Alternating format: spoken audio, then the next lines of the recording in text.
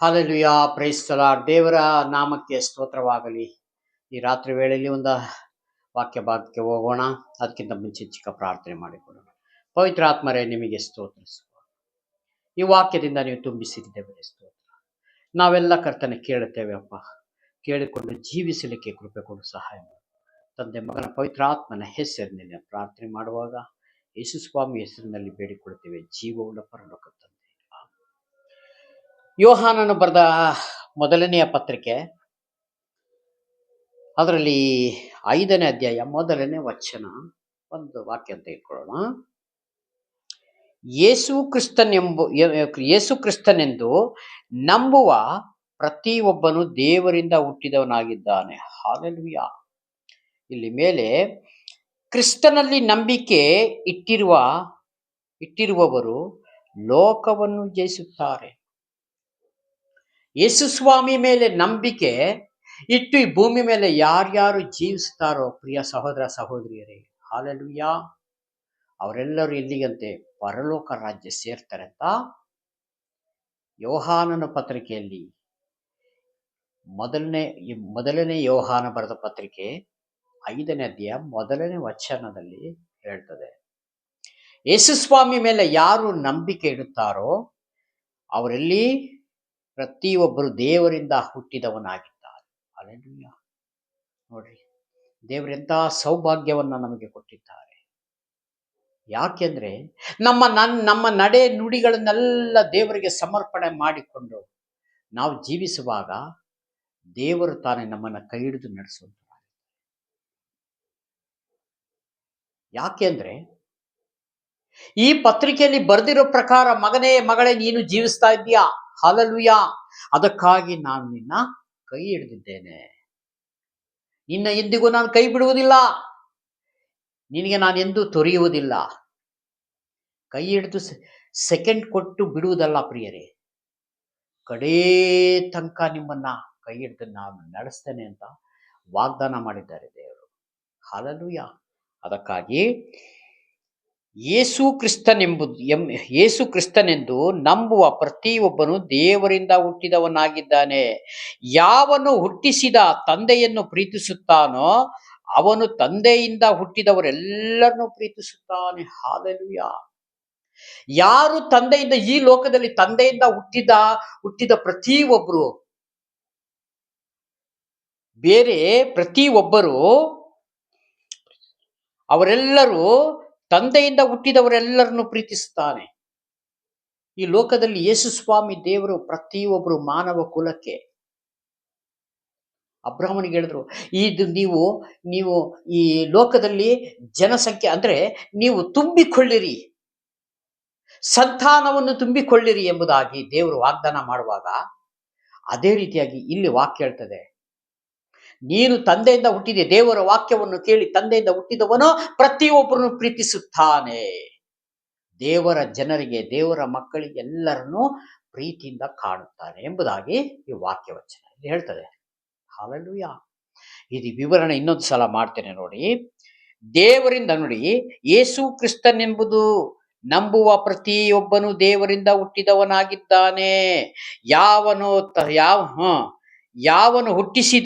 ಹುಟ್ಟಿಸಿದ ತಂದೆಯನ್ನು ಪ್ರೀತಿಸುತ್ತಾನೋ, ಯಾರು ಹುಟ್ಟಿಸಿದ ತಂದೆಯನ್ನು ಪ್ರೀತಿಸುತ್ತಾನೆ ಅವನು ತಂದೆಯಿಂದ ಹುಟ್ಟಿದವರೆಲ್ಲರನ್ನೂ ಪ್ರೀತಿಸುತ್ತಾನೆ. ತಂದೆಯಿಂದ ಹುಟ್ಟಿದವರು ಎಲ್ಲರನ್ನೂ ಪ್ರೀತಿಸುವವನಾಗಿದ್ದಾನೆ.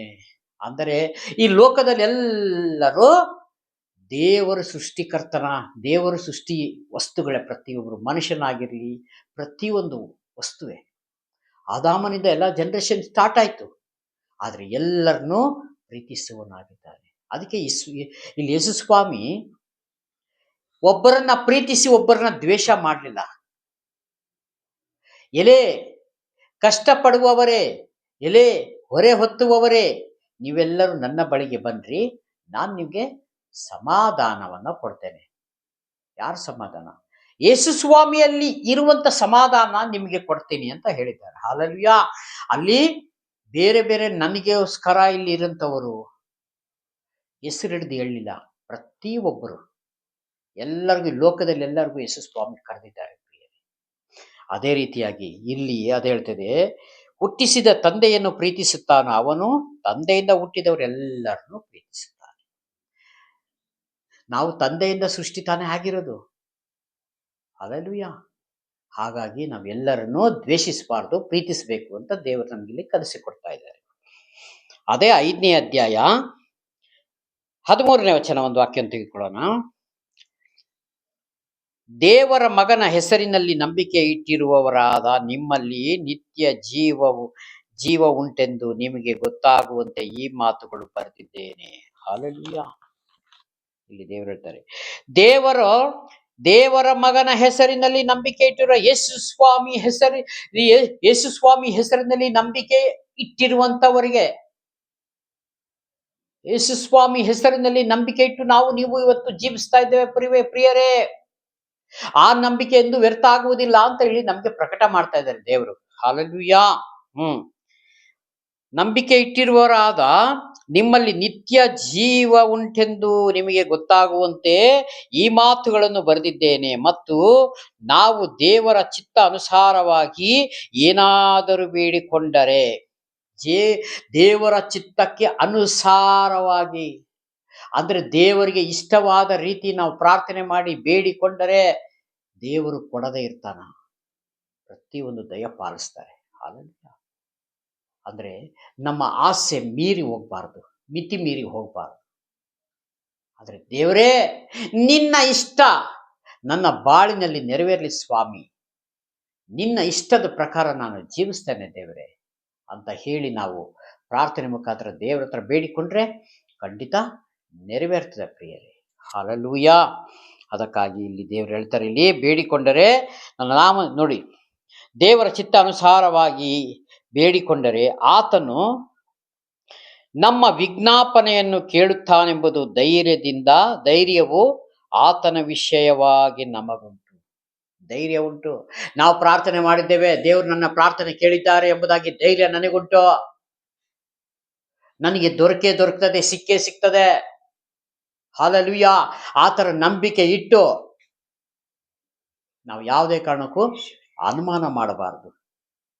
ಪ್ರಾರ್ಥನೆ ಆಯ್ತು, ಬೇಡಿಕೊಂಡಾಯ್ತು, ಅಯ್ಯೋ ಸಿಗುತ್ತೋ ಇಲ್ವೋ, ದೇವ್ರು ನಮ್ಗೆ ಕೊಡ್ತಾರ, ನನ್ನ ರೋಗ ವಾಸಿ ಆಗ್ತದ,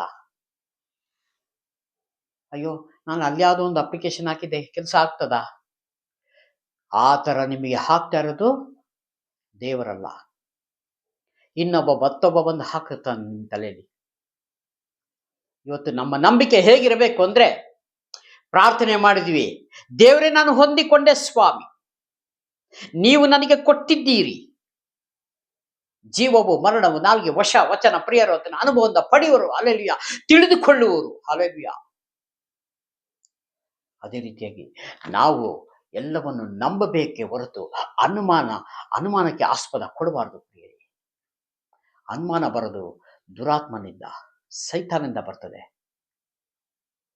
ಅಯ್ಯೋ ಜಗತ್ತು ತೋರಿಸ್ತಾನೆ, ಇಷ್ಟು ಜನ ಪ್ರಾರ್ಥನೆ ಮಾಡಿದ್ರೆ ಅವ್ರಿಗೆ ಏನು ಸಿಕ್ಕಿಲ್ಲ ಬ್ರದರ್, ನಿನಗೇನೋ ಮತ್ತೆ ನಿನಗೂ ಸಿಗ್ತದೆ ಅಂತ ಏನ್ ಗ್ಯಾರಂಟಿ ಅಂತಾನೆ ಪ್ರಾರ್ಥನೆ ಮುಗಿದ ಮೇಲೆ. ಹಲ್ಲೆಲೂಯಾ. ಅದಕ್ಕೆ ನಾವು ಹೇಳಬೇಕು, ಸೈತಾನನೇ, ಯೇಸುವಿನ ನಾಮದಲ್ಲಿ ನಾನು ನಿನ್ನ ಗದರಿಸ್ತಾ ಇದ್ದೀನಿ, ಬಿಟ್ಟು ಹೋಗು ನೀನು. ನನ್ನ ದೇವರು ನನ್ನ ಪ್ರಾರ್ಥನೆ ಕೇಳಿದ್ದಾರೆ, ನನಗೆಲ್ಲವನ್ನು ದಯಪಾಲಿಸ್ತಾರೆ ಎಂಬುದಾಗಿ ನಂಬಿದವನು ಜಯವನ್ನು ಕಾಣುತ್ತಾನೆ. ಹಲ್ಲೆಲೂಯಾ.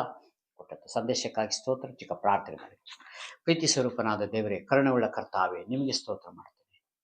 ಆಕಾಶ ಕೆಳಗೆ ಭೂಮಿಯ ಮೇಲೆ ಕೊಡಲ್ಪಟ್ಟ ಒಂದೇ ಒಂದು ರಕ್ಷಣೆ ಮಾರ್ಗ ಯೇಸು ಸ್ವಾಮಿ ಮಾತ್ರವೇ ಆಗಿದೆ. ತಂದೆ, ಮಗ, ಪವಿತ್ರಾತ್ಮನ ಹೆಸರಿನಲ್ಲಿ ಕಷ್ಟ, ದುಃಖ, ಸಮಸ್ಯೆಯಲ್ಲಿರುವಂಥ ಪ್ರತಿಯೊಬ್ಬರಿಗೂ ಸ್ವಾಮಿ ಸಹಾಯ ಮಾಡು. ಯೇಸು ಸ್ವಾಮಿ ಹೆಸರು ಬೇಡಿಕೊಳ್ತೇನೆ ಜೀವನ. Praise God. God bless you. ದೇವರೆಲ್ಲ ಆಶೀರ್ವದಿಸಲಿ. ಆಮೇಲೆ